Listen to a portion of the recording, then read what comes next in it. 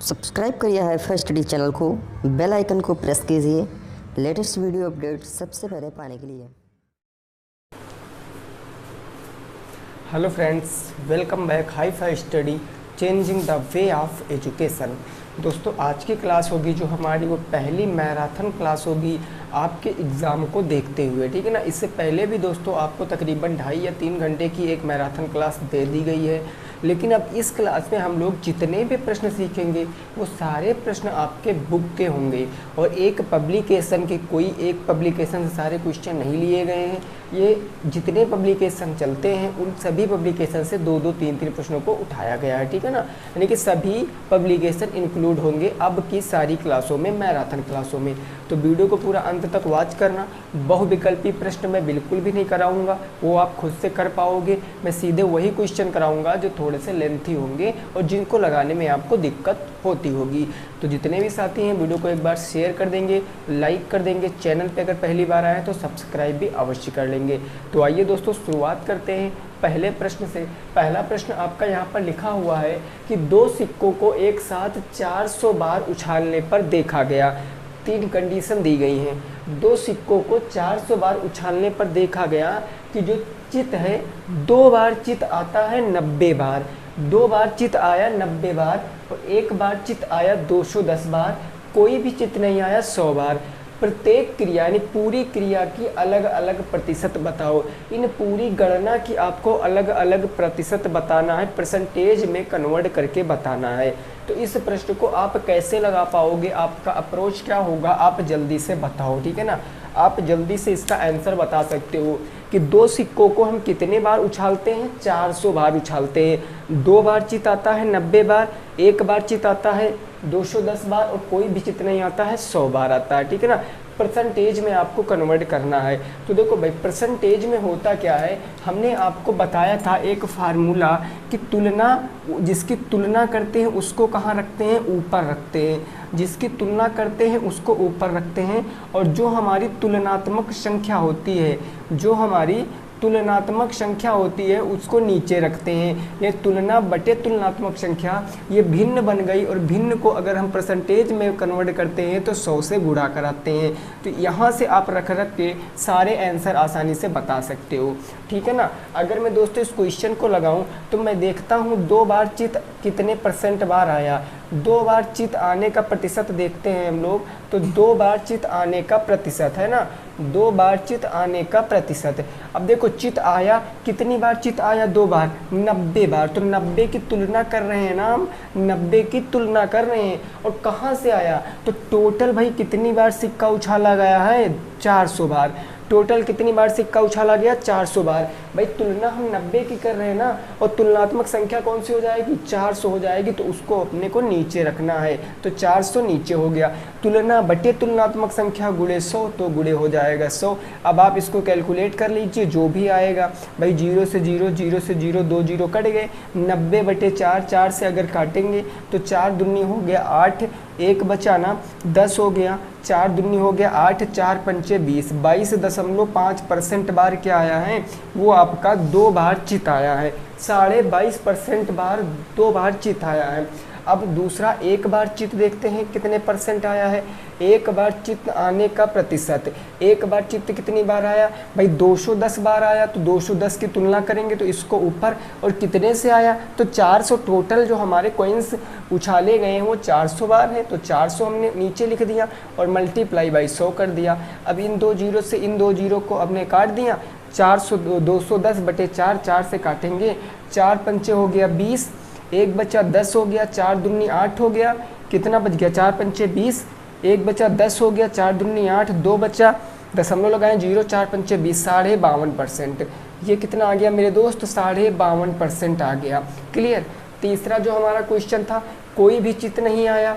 तो कोई भी चित नहीं आया कितनी बार भाई, कोई भी चित नहीं आया, कितनी बार नहीं आया कोई भी चित, बताओ जरा कितनी बार नहीं आया। कितने की तुलना करेंगे, 100 की तुलना। तो 100 की तुलना और कितने में से नहीं आया, 400 में से। तो 400 हमारा ये हो गया। मल्टीप्लाई क्या कर देंगे, 100 कर देंगे। इन 2 जीरो से इन 2 जीरो को काट दिया। 400, 100 बटे 400 का मतलब 25%। 4 दूनी 8, 4 पंचे 20, 25%। क्लियर, तो ये आपका जवाब हो जाएगा।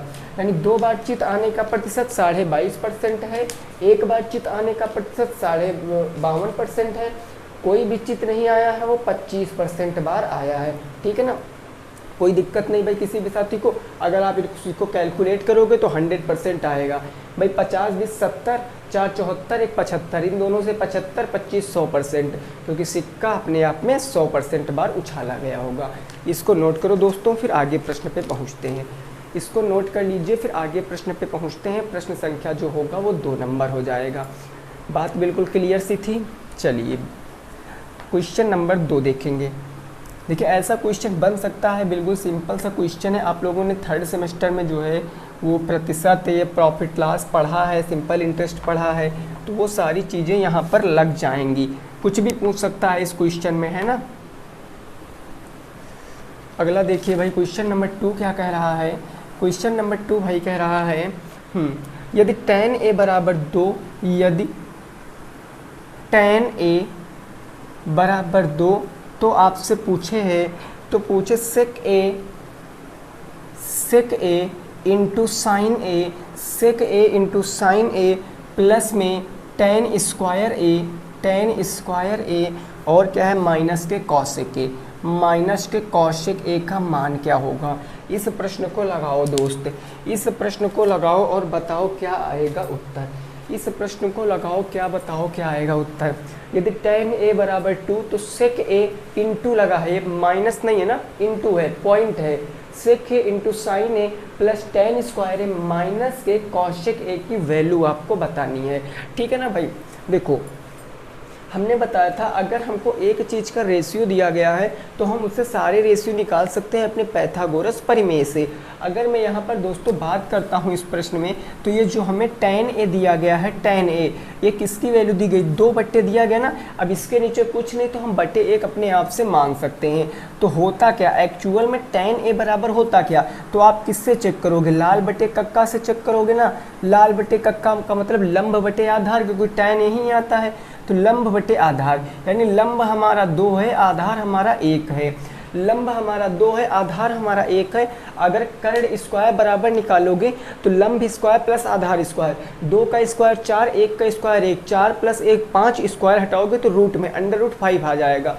कर्ण कितना आ जाएगा, √5। अगर आप ऐसे नहीं समझ सकते हो तो आप एक राइट एंगल ट्रायंगल बना लीजिए। आप एक राइट एंगल ट्रायंगल बना लिए ना, मैंने माना हमारा एंगल ये A है और ये B है, ये C है। अगर एंगल ये मानूंगा तो लंब हमारा ये हो जाएगा 2 और आधार हमारा 1 हो जाएगा। तो कर्ण स्क्वायर क्या आएगा, आप कह सकते हो कर्ण स्क्वायर बराबर क्या होता है भाई, लंब स्क्वायर 2 का स्क्वायर प्लस आधार स्क्वायर 1 का स्क्वायर। 4 प्लस में 1, तो 4 1 कितना हो गया 5, स्क्वायर हटाओगे तो रूट में, यानी कर्ण कितना आ जाएगा, √5 आ जाएगा। कोई परेशानी नहीं, हम इसको लिख सकते हैं √5। ठीक है ना। अब इस प्रश्न को अगर मैं सॉल्व करूंगा, अगर मैं इस प्रश्न को सॉल्व करता हूं तो सबसे पहले आपका sec a, मैं एक बार क्वेश्चन को लिखे ले रहा हूं, sec a इंटू का साइन a प्लस में आपका है दोस्तों tan स्क्वायर a माइनस के है आपका cosec a, माइनस के cosec a। अब फटाफट तरीके से आप बताओ sec a क्या होगा। sec cos का अपोजिट होता है, cos होता है आधार बटे कर्ण, ये हो जाएगा कर्ण बटे आधार। तो मैं यहाँ पर लिख देता हूँ कर्ण बटे आधार गुणे, पॉइंट का चिन्ह गुणे, साइन थीटा होता है लंब बटे कर्ण, तो हमने लिख दिया लंब बटे कर्ण। ठीक है ना, प्लस हमने कर दिया तो प्लस हो गया। अब आप देखो tan square a, tan theta बराबर आपको कितना दिया है 2/1। भाई tan थीटा बराबर 2/1 दिया गया ना, तो tan स्क्वायर a कर दिया, आपको 2 का स्क्वायर कर देना है। आप कह दो कि 2/1 का स्क्वायर है, आप सीधे 2/1 2 लिख सकते थे, कोई दिक्कत वाली बात नहीं थी। माइनस कौशिक होता है साइन का अपोजिट, लंब बटे कर्ण, या आप यहाँ पर दोस्तों पहले इसके लिख लीजिए अनुपात क्या होता है। tan थीटा बराबर क्या होता है लंब बटे आधार, तो आप यहाँ पर लंब बटे आधार लिख लीजिए, माइनस के कौशिक होता है साइन का अपोजिट कर्ण बटे लंब हो जाएगा, ये हो जाएगा कर्ण बटे लंब। अब इसका स्क्वायर था tan का, तो tan का स्क्वायर करेंगे, वैल्यू रखिए फटाफट तरीके से। कर्ण बटे आधार, कर्ण कितना है √5, कर्ण देखो कितना है √5, आधार कितना है 1, तो हम यहाँ पर लिख सकते हैं √5/1।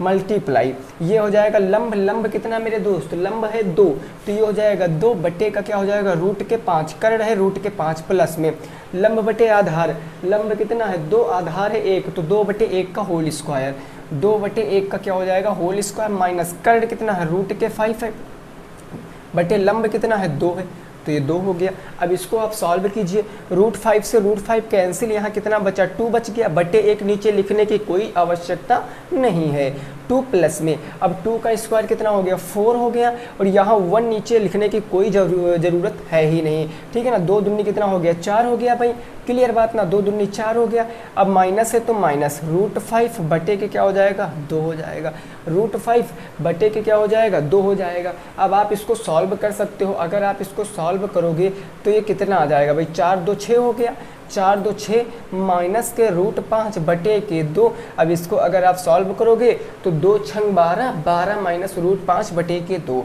12 माइनस में रूट 5 बटे के 2, यही आपके प्रश्न का क्या होगा सही उत्तर हो जाएगा, यही आपके प्रश्न का क्या होगा सही उत्तर हो जाएगा। उम्मीद करते हैं आपकी समझ में आया होगा भाई, नोट करो, नेक्स्ट पे पहुँचते हैं, इसको आप नोट कीजिए, नेक्स्ट पे पहुँचते हैं। नेक्स्ट होगा हमारा क्वेश्चन नंबर 3, नेक्स्ट हो जाएगा प्रश्न संख्या नंबर 3। चीज़ें बिल्कुल क्लियर है, कोई भी दिक्कत नहीं हुई होगी, ठीक है ना। बस आप ये चीज़ दिमाग में सेट रखिए, और मैंने आपको बता रखा अगर एक रेशियो पता है तो सारे रेशियो आप पता कर सकते हो। पहले तो आप पाइथागोरस प्रमेय से जो राइट एंगल ट्रायंगल है उसकी तीसरी साइड निकालोगे, और जब तीनों साइड पता चल जाएंगे तो चाहे साइन हो, कॉस हो, टेन हो, कॉसेक से कॉट कुछ भी हो, सारे के मान लिखकर आप उसको सॉल्व कर सकते हो। इतना चीज़ बिल्कुल क्लियर है ना, जल्दी से नोट करो, फिर आगे पहुंचते हैं प्रश्न संख्या 3 पर, है ना दोस्त। जल्दी से नोट करो, फिर पहुंचते हैं प्रश्न संख्या नंबर 3 की ओर।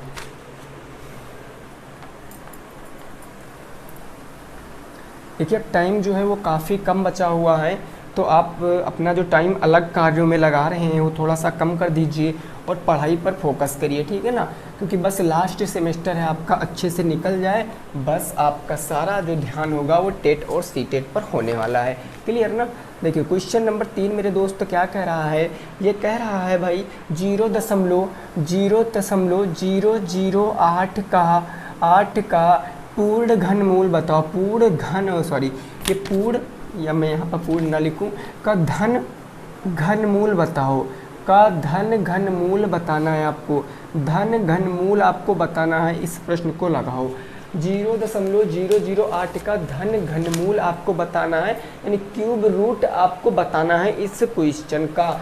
ये क्वेश्चन कभी कभी डायरेक्ट में ऐसे भी आपसे पूछ सकता है, तो आप कंफ्यूज मत होना, डायरेक्ट पूछ लेगा क्यूब रूट दशमलव या 0.008 का मान बताओ। अगर ये प्रश्न ऐसे भी पूछ रहा है ना तो आप दिक्कत मत लेना, इसका मतलब यही ही होता है, क्योंकि घनमूल का चिन्ह ही आपका कैसे निकलता है, ऐसे लगता है ना, इसके अंदर कोई भी नंबर दिया रहता है, ऐसे आपका घनमूल का चिन्ह ही लगता है। तो आप इसको कैसे लगा सकते हो, आइए फिर दोस्तों इसको लगाते हैं ना साथ में। देखो हम क्या करेंगे, हमें करना कुछ नहीं, इस संख्या को पहले लिख लेंगे, 0.008 हो गया। अब इसके नीचे हम बटे 1 मान सकते हैं, मैंने बताया कि प्रत्येक संख्या के नीचे आप बटे 1 मान सकते हो, उसमें आपको कोई आपत्ति होनी नहीं चाहिए, आप प्रत्येक संख्या के नीचे बटे 1 मान लोगे। अब देखो रूल कहता है कि दशमलव हटाओगे, अगर दशमलव जब भी कभी हटाओगे, अगर नीचे से दशमलव हटा रहे हो तो नीचे जितने अंक हैं उतने जीरो आप ऊपर लगा दोगे, अगर ऊपर से आप दशमलव हटा रहे हो तो ऊपर दशमलव के बाद जितने अंक हैं उतने जीरो आप नीचे लगा दोगे।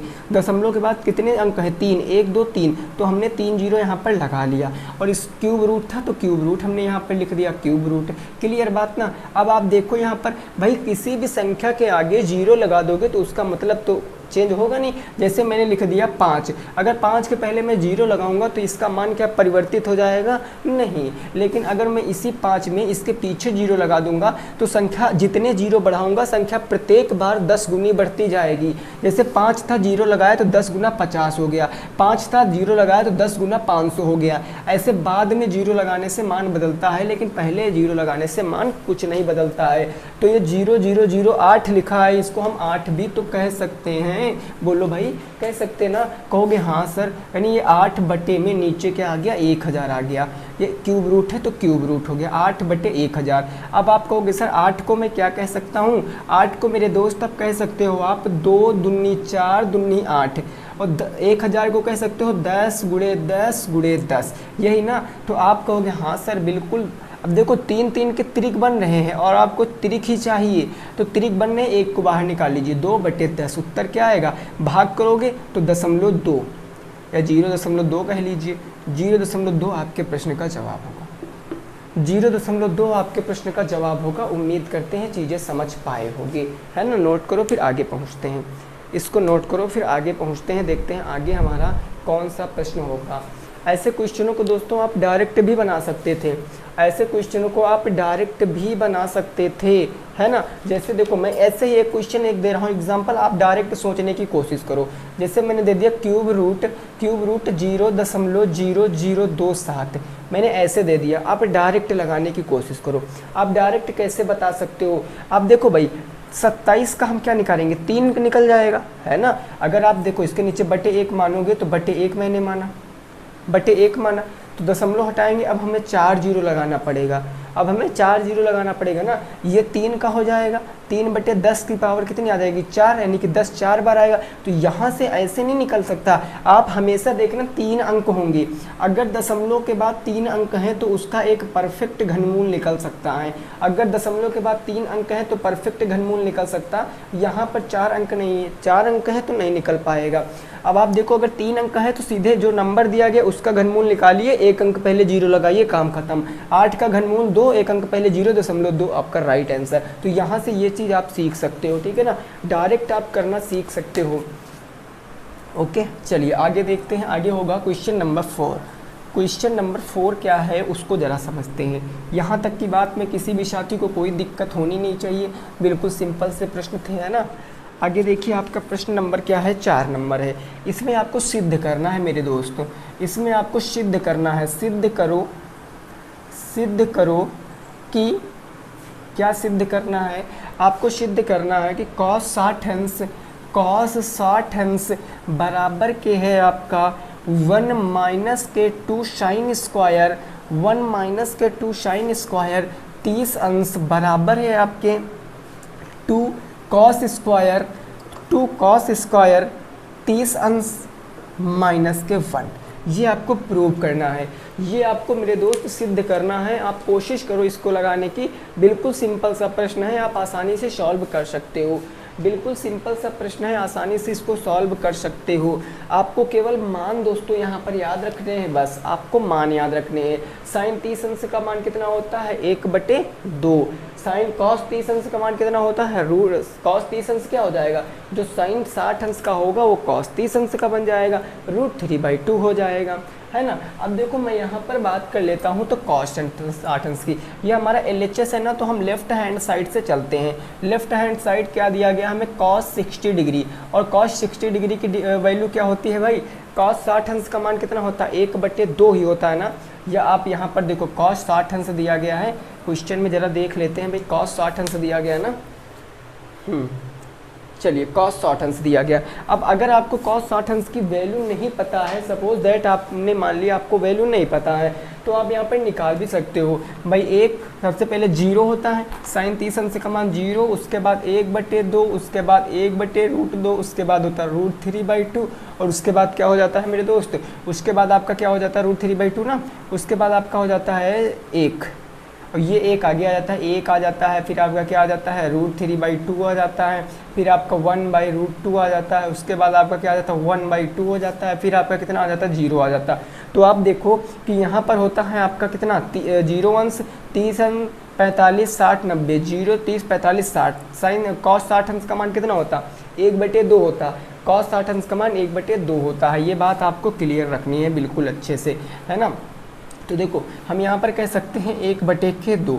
अब हमें पूरा ये जो देखो इसका मान आ गया 1/2, अब हमें इसका भी मान 1/2 लाना है, इसका भी मान 1/2 लाना है, तभी हम सिद्ध कर पाएंगे। तो हम लिखते हैं RHS से, RHS से मतलब राइट हैंड साइड से, इसके राइट हैंड साइड है 1 - 2 sin स्क्वायर 30 अंश। अब आप फटाफट बताओ 1 - 2 मल्टीप्लाई sin स्क्वायर 30 अंश का मान कितना होता है, 1/2 होता है, इसका स्क्वायर है तो इसका स्क्वायर आप कर दीजिए, 1/2 का होल स्क्वायर हो जाएगा।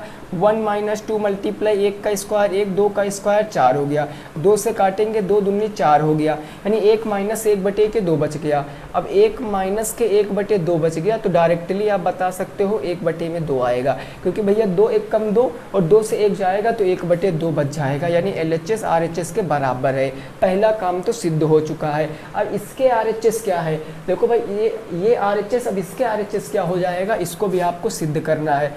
RHS से यानी पुनः राइट हैंड साइड से, तो ये हमारा है 2 cos स्क्वायर 30 अंश -1। अब मेरे दोस्त 2 मल्टीप्लाई cos स्क्वायर 30 अंश का मान कितना होता है, √3/2 का होल स्क्वायर है ना मेरे दोस्त, √3/2 का होल स्क्वायर और -1 होता है, तो ये हो जाएगा 2 मल्टीप्लाई √3 का स्क्वायर 3 और 2 का स्क्वायर 4 और -1। 2 से काटेंगे 2 दूनी 4, 3/2 -1, यानी 3/2 -1, 2 1 कम 2 तो ये हो जाएगा 3 - 2/2 यानी 1/2। तो इससे हमारा क्या हो चुका, प्रूव हो चुका है, कोई दिक्कत नहीं है। और प्रूव वाला एक क्वेश्चन दोस्तों पेपर में आ सकता है, एक क्वेश्चन पेपर में आ सकता है प्रूव वाला, आप ऐसे ही प्रूव करोगे वहाँ पर चीज़ों को तो आपको वो आएगा, उम्मीद है। तो इसी चैप्टर से आ सकता है प्रूव करने वाला एक क्वेश्चन, सिद्ध करने वाला एक क्वेश्चन इसी चैप्टर से आ सकता है। आप पूरी अभ्यास अच्छे से लगा के जाना, ठीक है ना। आगे पहुँचे भाई, चलिए आगे क्वेश्चन नंबर 5। यहाँ तक की बात सबको समझ आ गई होगी। क्वेश्चन नंबर 5 देखते हैं और उसको भी समझते हैं।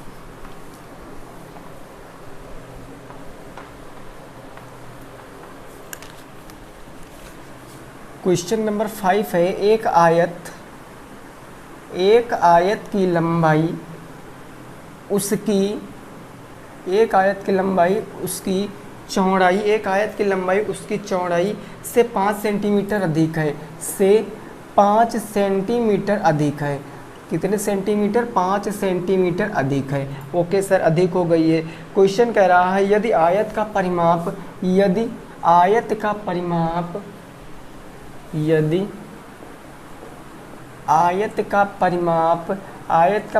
कितना दिया गया है, आयत का परिमाप कितना हो भाई, 40 सेंटीमीटर हो तो उसकी लंबाई चौड़ाई बताओ। 40 सेंटीमीटर हो तो लंबाई और चौड़ाई बताओ। और क्वेश्चन में आगे एक पॉइंट दे दिया गया है, नोट ब्रैकेट में दिया गया है, नोट उसको पढ़ के ही क्वेश्चन को लगाना। युगपत समीकरण से हल करो। आपको एक ही चर में नहीं लाना है, बात को मेरी समझना। युगपत समीकरण में क्या होता है, 3 विधियां होती हैं, जो 2 आपको पढ़ना है, सारणी विधि पढ़ना नहीं है, विलोपन प्रतिस्थापन पढ़े हो ना, तो उसी चीज़ का प्रयोग करना है, युगपत समीकरण का प्रयोग करना है इस क्वेश्चन में। एक चर में आप इस क्वेश्चन को नहीं लगाओगे मेरे दोस्त, आप 2 चर में लगाओगे। अदरवाइज अगर आप इसको एक चर में लगा रहे हो ना तो आपके आधे नंबर कट जाएंगे, चाहे आप पूरा सही लगा के ही क्यों ना आओ, क्योंकि क्वेश्चन में साफ साफ मेंशन है कि युगपत समीकरण से हल करो। इसको आपको युगपत समीकरण से ही हल करना है। तो आप बताओ लंबाई क्या हो जाएगी, चौड़ाई क्या हो जाएगी, जल्दी से आपको बताना। लेंथ क्या होगी और ब्रेथ क्या होगी, जल्दी से आप बताने की कोशिश करिए। लेंथ क्या होगी, ब्रेथ क्या होगी, आपको बताने की कोशिश करना है ना। अब देखो हमें पता है कि युगपत समीकरण में क्या होता है, 2 चर होते हैं, तो हम मान सकते हैं भाई कि माना लंबाई क्या हो गई, x हो गई, हमने मान लिया, और चौड़ाई को मैंने क्या मान लिया मेरे दोस्त, y मान लिया, है ना। अब मेरी एक बात समझो, अगर मैं प्रथम शर्त से चलता हूँ, प्रथम शर्तानुसार अगर मैं चलूं कि पहली शर्त क्वेश्चन की क्या कह रही है, तो मैंने कहा कि आप देखिए, मैंने आपसे कहा कि आप हमसे 5 वर्ष बड़े हैं। सपोज दैट मैंने कहा कि आप हमसे 5 वर्ष बड़े हैं, तो कहने का एक यह भी तो मकसद हो सकता है कि हमारी उम्र और आपकी उम्र में 5 वर्ष का गैप है। बोलो भाई, मैं आपसे कहूँ कि हमारे और आपके वेतन में 500 रुपये का अंतर है या 500 रुपये अधिक है। मैं आपसे कहूँ कि हमारा वेतन आपके वेतन से 500 रुपये अधिक है, तो आप यही कहोगे ना कि एक बात ऐसे भी तो बन सकती है कि हमारा वेतन और आपके वेतन में 500 रुपये का गैप है। वही काम दोस्तों, यहाँ देखो लंबाई चौड़ाई से 5 सेंटीमीटर अधिक है, तो कहने का मतलब लेंथ और ब्रेथ में अंतर होगा कितने का, 5 सेंटीमीटर का। तो मैं यहाँ से अगर प्रथम शर्तानुसार चल दूँ तो मैं कह सकता हूँ कि x माइनस के y बराबर के 5 नहीं कह सकता हूँ। भाई बोलो, मैंने यही चीज़ तो आपको अभी बताया, x माइनस के y बराबर 5 समीकरण नंबर 1 हमारा बनकर तैयार हो गया। अब द्वितीय शर्तानुसार क्या कह रही है, द्वितीय शर्तानुसार हम चलेंगे तो क्वेश्चन क्या कह रहा है, जरा आप पकड़ना क्वेश्चन को। क्वेश्चन कह रहा है कि आयत का परिमाप, भाई आयत का परिमाप क्या होता है मेरे दोस्त, आयत का परिमाप 2 लंबाई धन चौड़ाई होता है ना। तो आयत का परिमाप अगर मैं यहाँ पर लिखूँ, पहले तो मैं फार्मूला लिख लेता हूँ, 2 लंबाई धन चौड़ाई, ये आयत का परिमाप होता। और परिमाप दिया कितना दिया, 40, तो ये 40 हो जाएगा। अब अगर मैं यहाँ पर लंबाई चौड़ाई रख दूँ कितना, x और y, तो ये हो जाएगा 2 ब्रैकेट में x प्लस में y बराबर में 40 हो जाएगा। अब इस 2 से काट सकते हैं, 2 से 20 बार में काट देंगे तो मेरे को पता है कि x प्लस y बराबर के 20 आ जाएगा। समीकरण नंबर 2। अब इस चीज़ को आप चाहे तो प्रतिस्थापन से सॉल्व कर लीजिए, चाहे तो आप विलोपन से सॉल्व कर लीजिए। अब ये युगपत समीकरण कह रहा है, लेकिन कोई विधि नहीं मेंशन की गई किस विधि से सॉल्व कीजिए। युगपत समीकरण का मतलब 2 चर में आपको क्वेश्चन को लगाना है बस। तो अब दोनों समीकरण बन गए, देखो y के गुणांक बराबर, चिन्ह भी विपरीत है, तो समीकरण 1 और 2 को जोड़ लो बस। समीकरण 1 और 2 को क्या कर लीजिए, जोड़ने पर, भाई जोड़ लेते हैं, कोई प्रॉब्लम नहीं सर, जोड़ेंगे। तो समीकरण 1 है x माइनस के y बराबर के 5, समीकरण 2 है x प्लस के y बराबर में 20, कोई परेशानी नहीं ना। अब जोड़ेंगे मेरे दोस्त, तो यहाँ देखो y से y खत्म हो गया भाई, क्योंकि गुणांक बराबर है और चिन्ह भी क्या है, विपरीत है। x हो गया मेरा 2x बराबर के 20, 5 कितना हो गया, 25 हो गया। अगर मैं x की वैल्यू निकालूंगा तो 25 तो एज इट इज़ रहेगा, ये 2 गुणे में उधर भाई बटे में पहुंच जाएगा, 2 से काटेंगे 12.5 बार, यानी x की वैल्यू क्या आ जाएगी, 12.5 सेंटीमीटर। और x आया क्या मेरा, x आया है मेरा लंबाई आ गई 12.5 सेंटीमीटर। अब भाई अगर लंबाई आ गई है तो चौड़ाई आप आसानी से बता सकते हो। आप किसी भी समीकरण में मान रख लीजिए 12.5 का, तो आपका आंसर आ जाएगा। अगर मैं समीकरण 1 में रखता हूँ x बराबर 12.5, समीकरण 1 में रखने पर, समीकरण 1 में क्या करने पर, रखने पर, समीकरण 1 था हमारे पास x माइनस के y बराबर के 5, x बराबर रखेंगे 12.5 माइनस के y बराबर के 5, ये प्लस से उधर माइनस में, तो माइनस के y बराबर के 5 माइनस के 12.5, 12 से 5 जाएगा तो बच जाएगा 7, ये 0.5, माइनस से माइनस खत्म, y बराबर 7.5 सेंटीमीटर। तो आपकी चौड़ाई आ गई 7.5 सेंटीमीटर और लंबाई आ गई 12.5 सेंटीमीटर। तो ये आपका युगपत समीकरण से लग गया है ना। चाहते तो आप इसको प्रतिस्थापन विधि से भी लगा सकते थे। आप समीकरण 1 से चलते तो x बराबर 5 प्लस में y आता, इसकी वैल्यू आप तीसरा जो समीकरण निकलता उसकी वैल्यू आप समीकरण 2 में रखते, यहाँ से एक चर की वैल्यू निकलती, जो वैल्यू निकलती समीकरण 3 में रख देते, मान आपका आ जाता। नोट करो, फिर आगे देखते हैं ना, जल्दी से नोट करो, फिर आगे देखते हैं प्रश्न संख्या 6। आगे भी देखते हैं प्रश्न संख्या 6, इसको आप नोट कर लीजिए।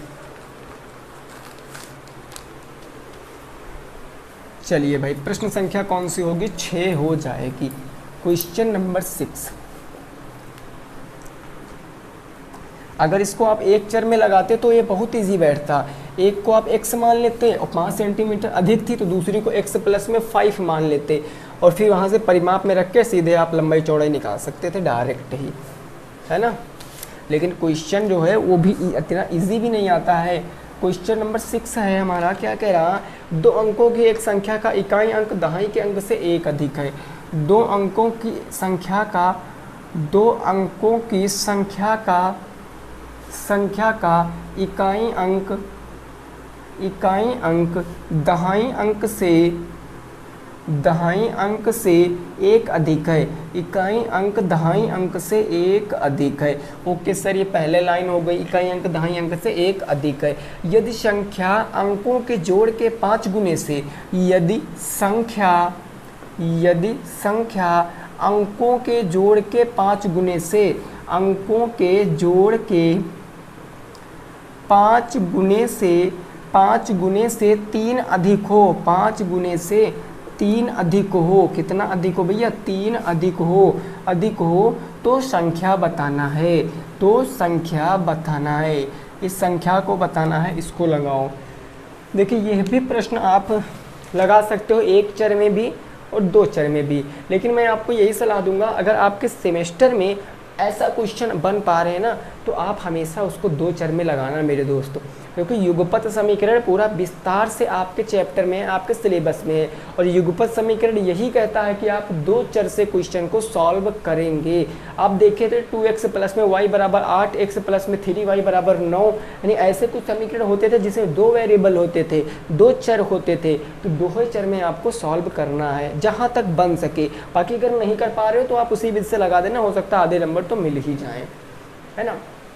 इस क्वेश्चन को लगाओ, सिंपल सा प्रश्न है, ये कंसेप्ट आपको अच्छे से क्लियर होगा। फर्स्ट में पढ़े हो, सेकंड में पढ़े हो, थर्ड में पढ़े हो, फोर्थ में, चारों सेमेस्टर में ऐसी चीज़ें पढ़े हुए हो, तो आप इस क्वेश्चन को लगा सकते हो। 2 अंकों की संख्या का इकाई अंक दहाई अंक से एक अधिक है, इकाई अंक दहाई अंक से एक अधिक है। भाई इकाई दहाई अंक तो पता नहीं है, तो माना इकाई अंक क्या है, माना इकाई अंक मेरा है भैया x, और दहाई अंक मैंने क्या मान लिया, y मान लिया। इतने में कोई दिक्कत तो है ही नहीं, मैंने माना ही है।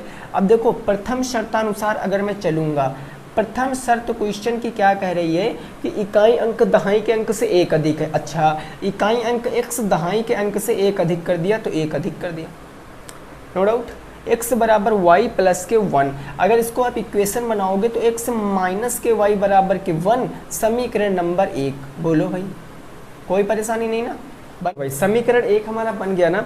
अगर आप चाहो तो यहाँ पर आप समीकरण ना बनाओ भाई, समीकरण ना बनाओ, कोई दिक्कत होने वाली नहीं है। समीकरण बनाओगे तो थोड़ा सा लेंथी ही पड़ जाएगा, है ना। अगर आप यहाँ पर समीकरण नहीं बनाते हो, चलिए सपोज कर लिया मैं समीकरण नहीं बनाऊंगा, मैंने इसको ही समीकरण 1 मान लिया, मैं यहाँ पर प्रतिस्थापन विधि लगा सकता हूँ, मैंने इसको ही समीकरण नंबर 1 मान लिया, क्योंकि एक चर का मान तो निकला हुआ है ना। अब देखो क्वेश्चन आगे कह रही है यदि संख्या, अच्छा संख्या तो मैंने लिखा ही नहीं भाई, संख्या बताओ जरा क्या होगी, संख्या हो जाएगी आपकी 10y प्लस में x, यही ना हो जाएगी, आपको कि हाँ सर यही हो जाएगी।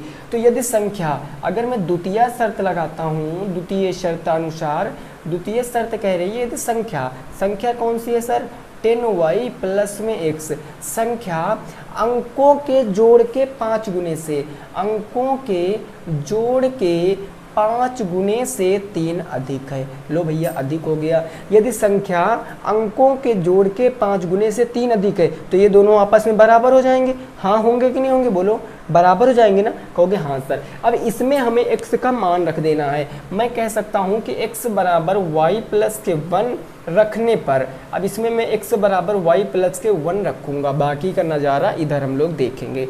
अब यहाँ पर जहाँ x है y प्लस के 1 रखेंगे तो ये हो जाएगा 10y प्लस, x के स्थान पर y प्लस के 1 हो जाएगा, y प्लस के 1 बराबर के, x के स्थान पर y प्लस के 1 रखेंगे तो y प्लस के 1 प्लस के y और 5 प्लस के 3 हो जाएगा। क्लियर ना। तो y 2y, इधर देखो भाई 2y प्लस के 1 एक ब्रैकेट में, और ये बच गया आपका 5 प्लस में 3 बच गया, है ना। और इधर 10y और 1y मिलकर भाई 11y प्लस में 1 हो गया।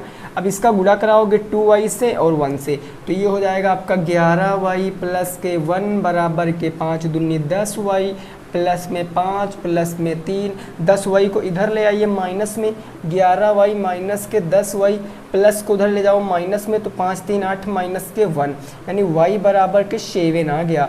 अगर भैया y बराबर के 7 आ गया तो समीकरण 1 में रख कर आप डायरेक्ट x का मान प्राप्त कर सकते हो, आप डायरेक्ट x का मान प्राप्त करोगे। समीकरण x क्या है हमारे पास, ये है ना, इसमें y बराबर 7 रख दीजिए, x बराबर 8 आ जाएगा। तो मैं कह सकता हूँ x बराबर y प्लस के 1, इसमें हम y बराबर कितने रखेंगे 7, 7 प्लस के 1 यानी x बराबर के 8 आया। अगर x और y का मान पता है तो संख्या तो आप आसानी से बता सकते हो। संख्या आपने यही तो माना था, तो 10 गुणे y की वैल्यू कितनी आई 7 प्लस में 8, तो 10 सत्ते 76, 8 78 आपके प्रश्न का जवाब है। 78 आपके प्रश्न का राइट आंसर है, नोट कर सकते हो। 78 आपके प्रश्न का सही जवाब है, इसको नोट कीजिए। फिर आगे देखते हैं, प्रश्न संख्या जो होगा वो हो जाएगा भाई आपका 7 नंबर प्रश्न, ठीक है ना। इसको आप नोट कीजिए जल्दी से भाई, इसे नोट कीजिए आप।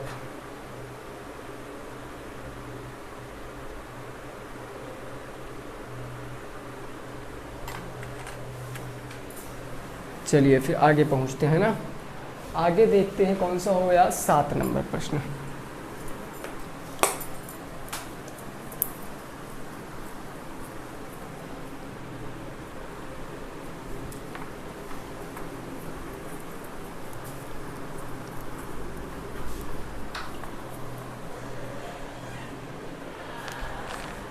क्वेश्चन नंबर 7 है।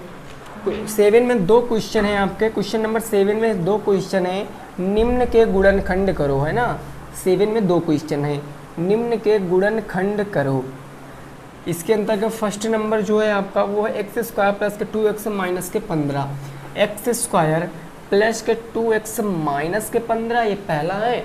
और इसी का सेकंड जो है क्वेश्चन नंबर 7 का वो है आपका x स्क्वायर माइनस के 7x और भाई है प्लस के 12। इनके गुणनखंड करिए मेरे दोस्त, इनके गुणनखंड करिए। देखिए ये आपके क्या है भाई, देखो इसमें LHS RHS नहीं है तो जाहिर सी बात है ये समीकरण तो होंगे नहीं, तो ये हमारे क्या बने द्विघात बहुपद बने। और द्विघात बहुपद में हम लोग क्या करते हैं, हम लोग देखते हैं कि एक ax स्क्वायर प्लस में bx प्लस में c, इस प्रकार का अगर कहीं व्यंजक दिख जाता है तो द्विघात बहुपद होता है। अब यहाँ पर अगर मैं a बराबर पूछूं तो कहोगे सर 1 है, b बराबर क्वेश्चन में 2 है, c बराबर क्वेश्चन में कितना है माइनस के 15 के 2 ऐसे फैक्टर करो कि जोड़ने या घटाने पर 2 आना चाहिए प्लस के। तो कहोगे ये कौन सी सर बड़ी बात है, 5 3 15, प्लस के 2 लाना है तो प्लस के 5 माइनस के 3 कर देंगे। तो अब हम इसको कह सकते हैं एक्स स्क्वायर। अब इसको प्लस के 2x को मैं ये भी तो कह सकता हूँ प्लस के 5x माइनस के 3x, जो मैंने गुणनखंड किए हैं माइनस के 15, 2 2 के पेयर बना के कॉमन ले लेंगे, इधर x मिल रहा तो ये x प्लस में 5, क्योंकि भैया x से x स्क्वायर को भाग करोगे तो x बचेगा, x कैंसिल 5 माइनस के 3। जब भी कभी माइनस में कॉमन लेंगे तो ब्रैकेट के अंदर जो चिन्ह होगा वो बदल जाएगा। तो यहाँ तो x बचा, -3 से -3 कैंसिल, माइनस का कॉमन लिए तो +3 पंजे 15, x प्लस के 5 x प्लस के 5 दोनों ब्रैकेट में एक बार लिख लेंगे, नेक्स्ट ब्रैकेट में x प्लस 3, ये आपका जवाब है। यही सबका भी आ रहा होगा। ऐसे इसका देखते हैं, इसकी भी तुलना किससे करेंगे, ax स्क्वायर प्लस के bx प्लस के c से। तो यहाँ पर a बराबर 1 है और b बराबर माइनस के 7 है, c बराबर प्लस के 12 है। 12 के ऐसे 2 फैक्टर कीजिए कि जोड़ने या घटाने पर 7 आए, तो 4 3 12 होता है, 4 3 12। अब माइनस में लाना तो दोनों माइनस में कर देंगे, क्योंकि माइनस माइनस प्लस तो हो जाता है लेकिन चिन्ह माइनस का रहता है। अब मैं यहाँ पर कह सकता हूँ कि सर एक्स स्क्वायर माइनस के 7x को मेरे दोस्त मैं क्या कह सकता हूँ, माइनस के 4x माइनस के 3x प्लस के 12। ये देखो 2 2 के पेयर बना के कॉमन ले लिया, इधर कॉमन x तो ये बच गया x माइनस के 4। फिर से वही काम, अगर माइनस में कॉमन ले रहे हो तो ब्रैकेट के अंदर का चिन्ह बदल जाएगा, x माइनस के 3 चौके 12, x माइनस के 4 एक ब्रैकेट में, नेक्स्ट ब्रैकेट में x माइनस के 3। क्या आपका उत्तर सही था? क्या आपका उत्तर सही था? यही आपका सही जवाब होगा। x प्लस के 5 x माइनस के 3 x माइनस के 4 x माइनस के 3, this is your right answer. Note करो भाई, फिर 8 नंबर पे पहुंचते हैं। इसको नोट करो, फिर प्रश्न संख्या 8 देखते हैं वो क्या कह रही है, उसको भी अपन लोग सॉल्व करते हैं, ठीक है ना भाई। प्रश्न संख्या 8, चले भाई साफ करें ना। चलिए, नॉर्मल से प्रश्न होते हैं, बस समझना है आपको, ठीक है ना। थोड़ा सा समझ लीजिए, बस 4 5 दिन और बच्चे हैं, अच्छे से पढ़ लीजिए, पेपर दे दीजिए, आराम से रिजल्ट का वेट करिए, है ना, फिर आएगा रिजल्ट आपका। क्वेश्चन नंबर 8, यह दोस्तों कह रहा है कि 28, 12, 16, 28, 12, 16 में किस लघुत्तम संख्या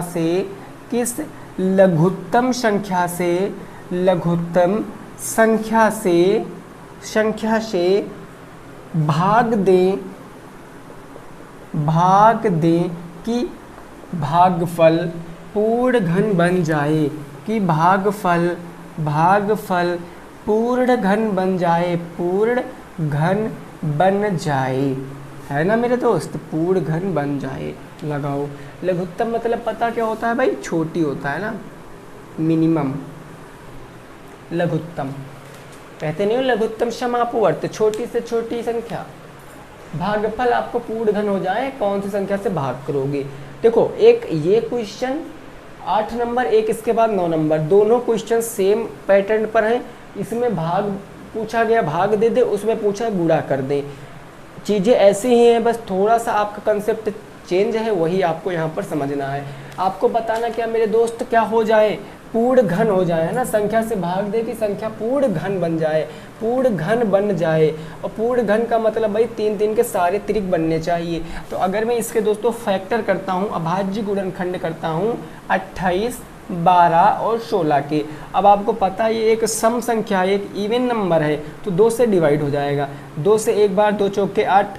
अब यहाँ कुछ लोग गलती कर देते हैं भाई, जब ये पूरा 8 कट गया तो अब एक छोटा है ना, तो अगली संख्या लेने के लिए हम पहले 0 लगाएंगे। अब 12 हो गया, 2 छंग 12, और फिर देखो क्या हो जाएगा, 2 अट्ठी 16। अब देखो, आपको समय के लिए इतना करने के बाद अगर आपको कहीं थोड़ा सा दिक्कत लगे तो आप देखो 14 दूना 28,000 ये हो गया, 28,000 हो, क्या ये 68 दूना 12 से 16 आएगा, नहीं आएगा ना। तो कहने का मतलब हम यहाँ पर 0 लगा के 2 अट्ठी 16 भी करेंगे। ऐसे समझना आपको, 14 दूना 28 और फिर 6 दूनी 12, 8 दूनी 16, 28,216 आ जाएगा ऐसे। अब फिर से 2 से काटेंगे, 2 सत्ते 14, 0, 2 तिया 6, 0, 2 चौके 8, 2 से फिर से काटते हैं ना, 2 तिया 6, 2 पंची 10, 2 एक कम 2, 2 पंची 10 हो गया, 2 दूनी 4, 35, 152, 2 से काटे, 2 एक कम 2, 2 सत्ती 14, 2 पंची 10, 2 सत्ती 14, 2 छंग 12, फिर 2 से काट दीजिए, 2 अट्ठी 16 हो गया, एक बचा 15, 2 सत्ती 14, एक बचा कितना हो गया 17, 2 अट्ठी 16, 2 अट्ठी 16, इसको काटिए, 2 चौके 8 हो गया, 2 तिया 6, 2 नवा 18, 2 चौके 8, फिर 2 से काटते हैं, 2 दूनी 4, 2 एक कम 2, 2 कितना भाई 9 हो गया ना, 2 नवा 18, एक बचा 2 सत्ती 14, 21, 97, ये 2 से कटेगा, 3 से कट जाएगा, 3 सत्ते 21, ये भाई 21, 97, 23 से कट सकता, 13 से कटेगा, है ना, ये 13 से कटेगा मेरे दोस्त, 13 से, 13 एक कम कितना हो गया, 13 हो गया, 13 एक कम 13 हो गया। अब कितना बचे, 21 से 13 जाएगा, 11 में से 3 जाएगा, कितना बचेगा भाई 8 बचेगा, 89 हो गए ना। तो 13 दूनी 26, 13 39, 13 चौको 52, 13 पच्चीस 65, 13 छंग 78, 13 छंग 78 हो गया। अगर 89 में से 78 घटाओगे तो 11 बचेगा ना, और 11 बच जाएगा तो 13 नवैया 117 हो जाएगा। 169 को 13 से काटिए तो 13 एक कम 13, 13 39, फिर 13 को काटिए, 13 एक कम 13। अब देखो भाई, यहाँ पर अगर आप त्रिक बनाओगे, भाई देखो क्या बताना आपको, पूर्ण घन बताना, त्रिक बनाओगे तो एक त्रिक तो ये बन जाएगी, एक त्रिक ये बन जाएगी, एक त्रिक ये बन जाएगी। लेकिन यार ये 2 क्या होगा, इसका तो कोई खेला नहीं हो रहा है। तो अगर इस संख्या को, अगर ये जो संख्या थी ना 28, 12, 16, अगर मैं इसको 2 से डिवाइड कर देता भाई, अगर 2 से डिवाइड कर देता तो इतने का इतना बचता, अगर 2 से डिवाइड कर देता तो इतना बचता प्रोसेस, तो इतना तो पूर्ण घन निकल आता ना। तो कहने का मतलब किसका त्रिक नहीं बन रहा, 2 का त्रिक नहीं बन रहा। तो 2 का त्रिक नहीं बन रहा तो कौन सी संख्या हो जाएगी, उत्तर होगा हमारा 2, उत्तर होगा हमारा 2। 2 ऐसी संख्या है कि 28, 12, 16 में भाग कर देंगे तो भागफल पूर्ण घन बन जाएगा। यही आपका जवाब है, ठीक है ना। बिल्कुल ऐसा ही नेक्स्ट क्वेश्चन है, उसमें थोड़ा सा गुणनफल कहा गया है, तो आप यहाँ से जल्दी से समझिए, नोट कीजिए, आगे पहुँचते हैं। उम्मीद करते हैं भाई आपको ये चीज़ें समझ गए होंगे। बिल्कुल नॉर्मल सा प्रश्न था। अगला देखिए, अगला जहाँ पर दोस्तों ये लिखा है गुणनफल, वहाँ पर भाग हो जाएगा बस। Question number 9, question number 9, 9 number प्रश्न क्या है ये दोस्तों, है कौन सा प्रश्न आपका, 9000 में, 9000 में किस लघुत्तम संख्या से गुणा करें कि गुणनफल पूर्ण वर्ग बन जाए, कि गुणनफल पूर्ण घन बन जाए, पूर्ण घन है ना, वर्ग नहीं, पूर्ण घन बन जाए, गुणनफल पूर्ण घन बन जाए। इस क्वेश्चन को लगाओ, इस क्वेश्चन को लगाओ। 9000 में किस लघुत्तम संख्या से गुणा करें कि गुणनफल पूर्ण घन बन जाए, लगाने की कोशिश करो। एक ही पैटर्न पर आधारित प्रश्न है, थोड़ा सा चेंज मैंने किया है इस प्रश्न में, बाकी सारी चीज़ें आप समझ सकते हो, है ना भाई साहब। जल्दी से आप बताओ इस प्रश्न का जवाब, इस प्रश्न का जवाब आपको जल्दी से बताना है, पूर्ण घन बताना ना। चलिए, अगर मैं इस 9000 के गुणनखंड करता हूँ, 9000 के मैं गुणनखंड करता हूँ, लास्ट में 0 सम 2 से काटते चले जाएंगे। 2 चौके 8, 2 पंचे 10, डबल 0, 4500, 2 दुना हो गया 4, 2 दुना 4, 2 पंचे 10, 2250, 2 एक कम 2, 2 एक कम 2, 2 दुना 4, 2 पंचे 10, 11 25, 5 से कट जाएगा, 5 दूनी 10, 1 बचा 12, 5 दूनी 10, 1 बचा 2 बचा 25, 5 पंजे 25, 5 से कट जाएगा ना, 5 चौके 20, 2 बचा, 5 चौके 20, 2 बचा 25, 5 पंजे 25, 5 नवा कितना हो गया 45 हो गया, 3 त्रिक कितना हो गया भाई 9 हो गया, 3 त्रिकम कितना हो गया 3 हो गया। अब आप अगर त्रिक बनाओगे तो एक तो 2 का बन गया, एक तो 5 का बन गया, लेकिन यहाँ पर देखो 2 का तो जोड़ा बन रहा है, 2 का तो जोड़ा बन रहा, अगर एक और यहाँ होता 3, अगर 3 एक और होता तो ये संख्या पूर्ण घन होती। तो कहने का मतलब अगर मैं 9000 में 3 से गुणा करा दूं तो 27000 बनेगा, 27000 पूर्ण घन हो जाएगी। तो कहने का मतलब वह संख्या कौन सी होगी सर, 3 हो जाएगी। आंसर क्या आएगा, 3 आएगा। आंसर क्या आएगा, 3 आएगा। क्लियर, नोट करो, आगे देखते हैं। अब ऐसे क्वेश्चन आप कर लोगे ना, कोई परेशानी नहीं होगी ऐसे क्वेश्चनों में। चलिए ठीक है वीर भाई, अच्छी बात है, ये क्वेश्चन हो जाएंगे, वेरी गुड। आगे देखिए क्वेश्चन, आगे क्या कह रहा है क्वेश्चन, उसको समझना है। क्वेश्चन नंबर होगा हमारा 9 था ना, 10 नंबर। एक भिन्न का मान 1/2 हो जाता है, एक भिन्न का मान 1/2 हो जाता है, जब अंश में एक जोड़ दिया जाता है, जब अंश में एक जोड़ दिया जाता है, एक जोड़ दिया जाता है, अंश में एक जोड़ दिया जाता है। पहली लाइन हो गई। अगली है, यदि उसके अंश में एक जोड़, ठीक है, उसका मान 1/3 हो जाता है, उसका मान 1/3 हो जाता है, 1/3 हो जाता है, जब उसके हर के 2 गुने में एक, हर का 2 गुने से एक अधिक हो जाता है, जब उसके हर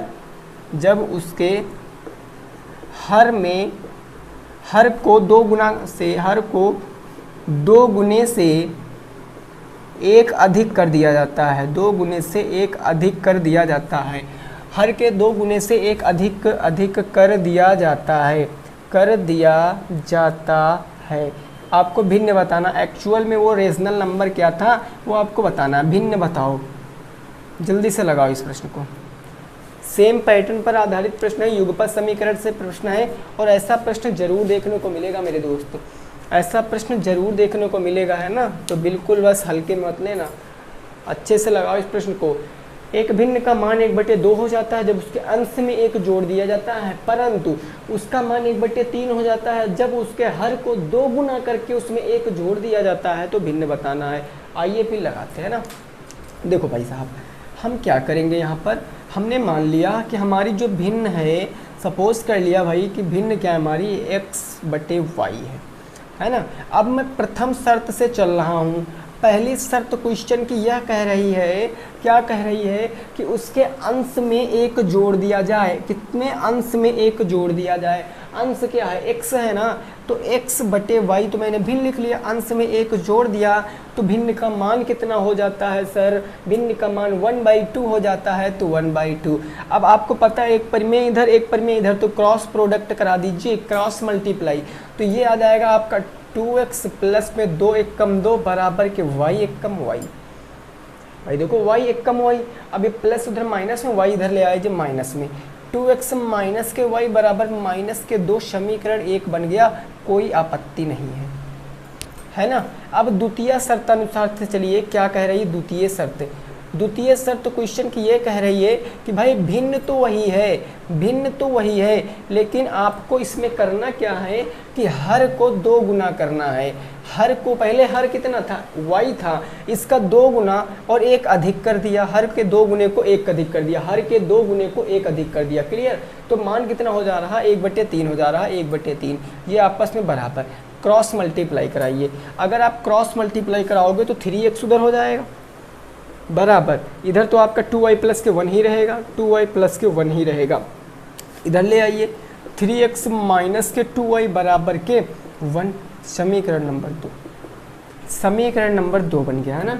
समीकरण 1 समीकरण 2 2x 3x y। तो अगर मैं समीकरण 2 में 2 से गुणा करा दे रहा हूँ, समीकरण 2 में अगर मैं 2 से गुणा करा दूँ तो y के गुणांक बराबर हो जाएंगे और जोड़ भी लेते हैं। तो मैं लिख सकता हूँ समीकरण 2 में, समीकरण 1 में है ना, 2 नहीं मेरे दोस्त, 1 में, समीकरण 1 में 2 से गुना कराने पर अगर आप 2 से गुना कराओगे तो पहले तो आप समीकरण 1 को लिखोगे तो 2 दूनी की तरफ 4x हो जाएगा और 2 माइनस के 2y हो जाएगा बराबर के माइनस के 4 हो जाएगा। कोई दिक्कत नहीं ना। अब देखो भाई यहाँ पर ये हो जाएगा मेरा 3x माइनस के क्या हो जाएगा 2y बराबर के 1 हो जाएगा, बराबर के 1 हो गया। अब आप क्या कर सकते हो, जोड़ोगे ना, जब जोड़ोगे तो चिन्ह क्या करोगे, बदल जाएंगे। तो जोड़ोगे तो ये माइनस से हो जाएगा प्लस, ये प्लस से हो जाएगा माइनस। तो आप यहाँ पर देख सकते हो ये तो ख़त्म हो गया भाई, ये ख़त्म हो गया ना। ये क्या बच गया यहाँ पर, x बराबर के माइनस के 5 बच गया, x बराबर के माइनस के 5 बच गया, x बराबर माइनस के 5 बच गया। ठीक है ना भाई, x बराबर क्या बच गया सर, माइनस के 5, 2x प्लस के 2, 2x प्लस के 2 y का y हो गया। ये प्लस में ले आया, इधर माइनस में चला गया, है ना। चलिए ठीक है ना। x बराबर माइनस के 5, x का मान आप किस में रखोगे, किसी भी समीकरण में रख दीजिए। समीकरण 1 में रख लेते हैं। समीकरण 1 में रखने पर, समीकरण 1 में क्या करने पर, रखने पर, समीकरण 1 में रखेंगे तो अगर समीकरण 1 में हम रख रहे हैं, समीकरण 1 x बराबर माइनस के 2x माइनस के 5, x बराबर माइनस के 5, माइनस के y बराबर के माइनस के 2, 5 दूनी 10 माइनस के 10, माइनस के y बराबर माइनस के 2, माइनस इधर जाएगा प्लस में, माइनस के y बराबर माइनस के 2 प्लस के क्या हो जाएगा 10 हो जाएगा। तो माइनस के y बराबर प्लस माइनस के कितना बच जाएगा भाई, 8 प्लस के 8 बच जाएगा, है ना। यानी माइनस के y बराबर क्या बच जाएगा, माइनस के 8 बच जाएगा, y बराबर माइनस के 8 बच जाएगा ना भाई साहब। यही तो 2x माइनस के 2y, 2x यानी कि 5 दूनी 10 माइनस के 10 माइनस के y, तो माइनस के 10 इधर जाएगा प्लस में 10 तो 8 बच जाएगा। तो y बराबर माइनस के 8। आपको भिन्न बताना था, भिन्न x बटे y माने थे, तो भिन्न आप यहाँ पर लिख सकते हो x बटे y। x बराबर कितना है, माइनस के 5, y बराबर माइनस के 8, माइनस से माइनस कैंसिल, उत्तर आएगा 5/8। आपका उत्तर आ जाएगा 5/8, नोट कर सकते हो इसे। उत्तर आ जाएगा 5/8, इसको नोट कीजिए फिर आगे पहुँचते हैं ना। जल्दी से इसको नोट कीजिए फिर आगे पहुँचते हैं भाई, आगे पहुँचते हैं।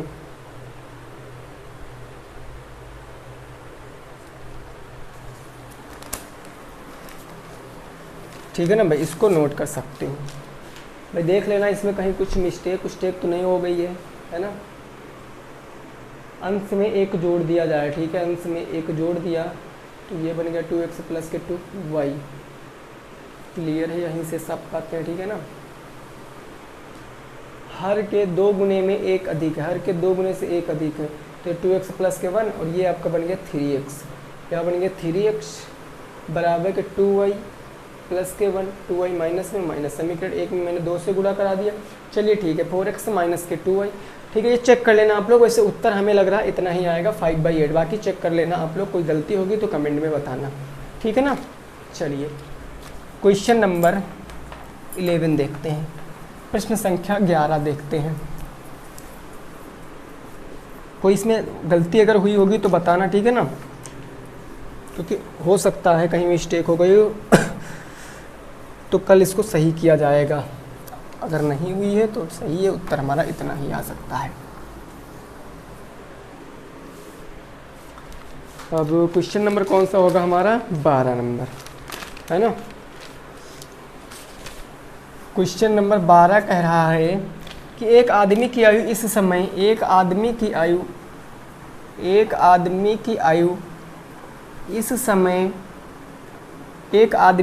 इस समय पुत्र की 4 गुनी है। पुत्र की क्या है? 4 गुनी है। पुत्र की 4 गुनी है। क्लियर? चलो ठीक है। फिर कह रहा 18 वर्ष बाद उसकी आयु, उसकी मतलब किसकी? पिताजी की। 18 वर्ष बाद उसकी आयु पुत्र की आयु से दूनी होगी। उसकी आयु पुत्र की आयु से क्या होगी सर? दूनी होगी। दूनी होगी। दोनों की आयु बताओ। दोनों की आयु बताना आपको। दोनों की आयु बताओ, उम्र बताओ दोनों की। लगाओ प्रश्न लगाओ भाई, बताओ क्या आएगा उत्तर। इस प्रश्न का क्या आएगा उत्तर? जल्दी से बताना है। इस प्रश्न का क्या आएगा उत्तर? आप जल्दी से बताइए भाई, क्या आ जाएगा इस प्रश्न का सही जवाब? देखो क्या कर सकते हैं हम सर, यहाँ पर पिता पुत्र की उम्र मान सकते हैं ना। तो मैंने माना पिता की उम्र क्या मान लिया? पिता की उम्र को मैंने x मान लिया और पुत्र की आयु को मैंने आयु मान लिया ना। पुत्र की आयु को मैंने क्या मान लिया? y मान लिया। अब देखो फर्स्ट कंडीशन क्वेश्चन की क्या कह रही मेरे दोस्त? कह रही है कि पिता की आयु जो है पुत्र की आयु के 4 गुनी है। पिता की आयु क्या है? x है ना। पिता की आयु पुत्र की आयु की 4 गुनी, तो तभी तो बराबर होंगे। पुत्र की आयु के 4 गुनी है। अगर पुत्र को 4 गुना करोगे तभी x बराबर 4y होगा कि नहीं होगा? ये समीकरण नंबर 1 हो गया। सीधे समीकरण नंबर 1 इसको मान लिया। अब कह रहा 18 वर्ष बाद, तो 18 वर्ष पिता भी बड़े होंगे, 18 वर्ष पुत्र भी बड़े होंगे। सेकंड कंडीशन 18 वर्ष बाद यानी x प्लस में 18 और बराबर y प्लस में 18। 18 वर्ष बाद पिता की आयु पुत्र की आयु की दूनी होगी। लो दूनी कर दिया इसको, तो ये हो जाएगा x प्लस में 18 बराबर के 2y और प्लस में 18 दूना 36। 18 प्लस एकदम माइनस में इधर आ जाएगा। x माइनस के 2y बराबर के कितना आ गया? ये प्लस से माइनस में डायरेक्ट 18 बचेगा। समीकरण नंबर 2 हो गया। समीकरण नंबर 2 हो गया। अगर समीकरण x का मान मैं इसमें रख दूं, समीकरण x का मान इसमें 1 का मान इसमें रख दूं, तो हमें एक चर का मान पता चल जाएगा। तो मैं डायरेक्ट लिख सकता हूं, मैं लिखूंगा समीकरण 1 का मान 2 में रखने पर, 1 का मान 2 में रखने पर, है ना। चाहते तो दोस्तों आप यहाँ पर यह भी कर सकते थे कि 4y इधर ले आते माइनस में, तो x माइनस के 4y बराबर 0, वैसे भी आंसर आता है, ऐसी कोई बात थी कि नहीं आता। अब अगर आप x बराबर कितना रखोगे? 4y, तो भाई इसको पहले लिख लेते हैं। x माइनस के 2y बराबर के 18 है, तो x बराबर लिखेंगे 4y माइनस के 2y बराबर के 18। यहाँ बच गया 2y बराबर के 18, तो y बराबर 2 से काटा 9 बार, y बराबर 9। और y बराबर 9 क्या है? पुत्र आगे कितने वर्ष के हैं? 9 वर्ष के। अब पिता की उम्र बताना है, फटाक से समीकरण 1 में रख दीजिए। अब क्या कह सकते हैं? समीकरण 1 में रखने पर, समीकरण 1 में रखने पर, समीकरण 1 हमारे पास x बराबर के 4y, तो x बराबर के 4 मल्टीप्लाई का 9, तो x बराबर 9 चौके 36 वर्ष। 36 वर्ष पिता की उम्र है और 9 वर्ष पुत्र की उम्र है, नोट कर सकते हो। 36 वर्ष पिता की उम्र है और 9 वर्ष पुत्र की उम्र है, नोट करो भाई जल्दी से इसके। फिर आगे पहुँचते हैं सेकेंड लास्ट क्वेश्चन पर। आगे आज का होगा सेकेंड लास्ट क्वेश्चन।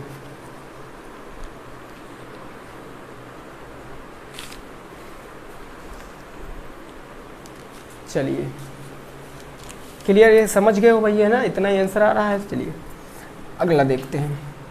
अगला होगा कौन सा? 13 नंबर। 13 नंबर प्रश्न हो जाएगा।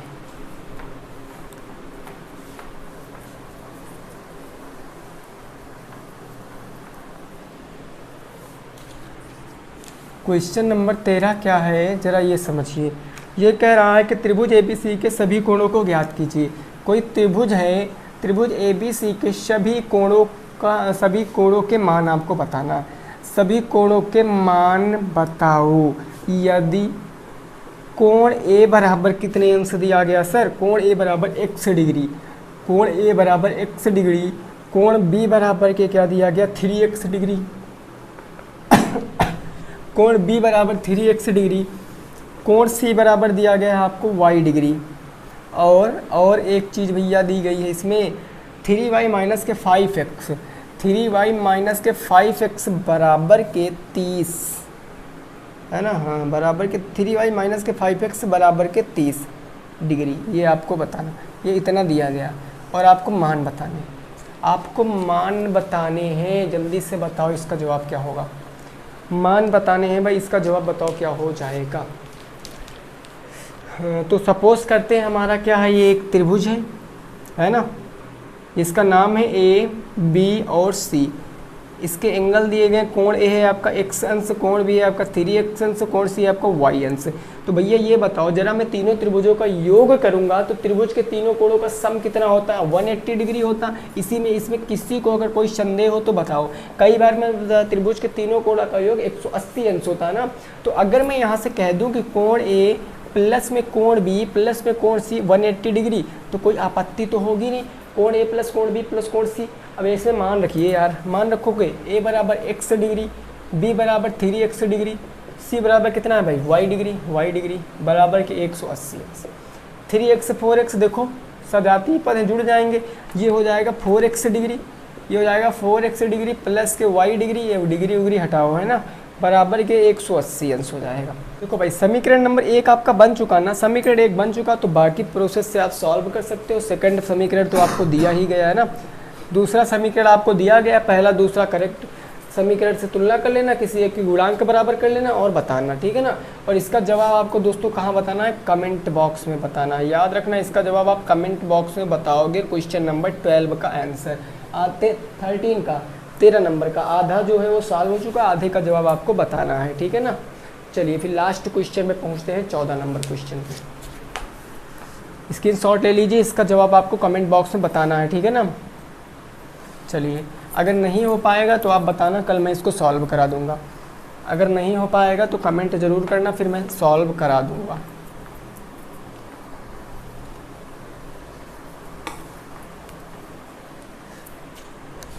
आज का 14 नंबर क्वेश्चन और लास्ट क्वेश्चन, आपके सामने एक चित्र दिया गया है, ऐसे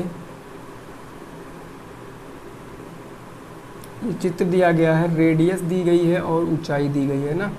ये कितना दिया गया 3, इसकी लंबाई दी गई 3 सेंटीमीटर, इसकी लंबाई दी गई कितनी 15 सेंटीमीटर। और पूछा है चित्र का वक्र पृष्ठ, और क्या बताना है भाई, वक्र पृष्ठ तो बताना, हाँ चित्र का वक्र पृष्ठ बताओ, चित्र का वक्र पृष्ठ आपको बताना है। क्वेश्चन है आपका, निम्न चित्र का वक्र पृष्ठ बताओ, निम्न चित्र का वक्र पृष्ठ बताओ, वक्र पृष्ठ बताओ। इस क्वेश्चन को लगाओ, निम्न चित्र का वक्र पृष्ठ आपको बताना है। देखो हम क्या कर सकते हैं, सबसे पहले तो आकृति आपके दिमाग में बिल्कुल क्लियर होनी चाहिए, बिल्कुल स्पष्ट रूप से आपके समझ में आना चाहिए कि क्या बना है, ये बेलन है या शंकु है। क्योंकि बेलन में भी वक्र पृष्ठ होता है, संपूर्ण पृष्ठ होता है, शंकु में भी वक्र पृष्ठ संपूर्ण पृष्ठ। तो जिनको नहीं पता है ना, वो सीधे बेलन वाला फार्मूला लगा के हो सकता है लगा दे यहाँ पर, है ना। तो आपको यहाँ पर देखना, ये बेलन है, वक्र पृष्ठ होता क्या है, पाई आर एल होता है, वक्र पृष्ठ पाई आर एल होता। क्या एल आपको पता है, क्या यहाँ से एल आपको पता नहीं पता ना, तो हम एल पहले निकालेंगे, हम एल पहले निकालेंगे। एल बराबर क्या होता है, √h² प्लस में r स्क्वायर। h कितना है 15, r कितना है 3, तो एल बराबर क्या आ जाएगा, √15 का स्क्वायर हो जाएगा और प्लस 3 का स्क्वायर हो जाएगा। अब देखो भाई √15 का स्क्वायर 225 होता है, 3 का स्क्वायर कितना हो जाएगा, 3 त्रिक का 9 हो गया ना भाई। देखो 15 का स्क्वायर 225, 3 का स्क्वायर 9 हो गया। तो रूट के अंदर ये आ जाएगा, कितनी बार जाएगा भाई, 9 5 14 हो गया, 2 1 3 हो गया और 234 हो गया। ये एल बराबर कितना आ गया, 234 आ गया, एल बराबर 234 आ गया। अब देखो एल बराबर 234 आ गया, ये स्क्वायर रूट के अंदर है। क्या स्क्वायर रूट से आप क्या कर सकते हो भाई, स्क्वायर रूट का आप ये इसका स्क्वायर रूट निकाल सकते हो। आइए चेक कर लेते हैं, 234 भाई 2 से काट सकते हैं ना, 2 1 कम 2, 2 1 कम 2, 2 7 14, उसके बाद ये कितना 170, फिर 13 ना भैया 117, फिर 3 त्रिक का 9 और 3 1 कम 3। तो ये तो हमारा क्या आ जाएगा, 3 3 1 3 आ जाएगा और 13 दूना 26, ये रूट में आ जाएगा। ये 3 और 3 का जोड़ा बन जाएगा, तो ये कितना आ जाएगा 3√26।